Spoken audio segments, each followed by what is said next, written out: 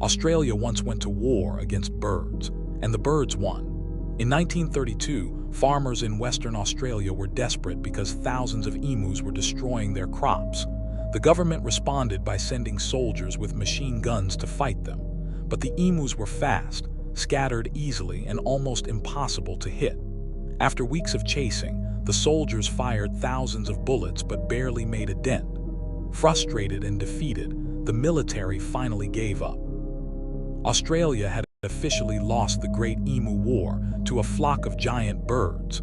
Imagine losing a war to emus. Would you call this hilarious or embarrassing? Follow for more history in 60 seconds.